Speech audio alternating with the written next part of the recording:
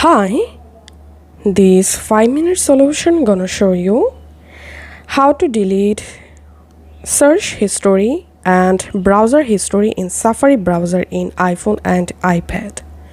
First of all, go to your iPhone settings and scroll down until you see Safari. Now just tap on Safari and here scroll down all the way to the bottom and tap on Advanced. And here tap on website data and here you will find all of your website search histories.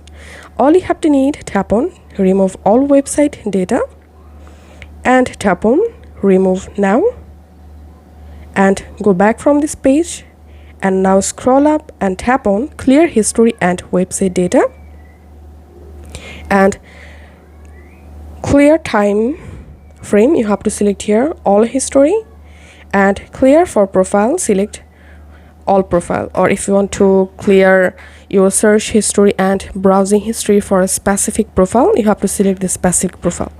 So here's I'm selecting all profiles and also enable close all tabs and just tap on clear history and that's it. You have successfully cleared all of your search history and browser history for your Safari browser.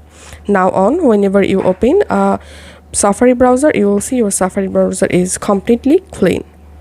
If this video will help you out, please leave a like and leave a comment down below.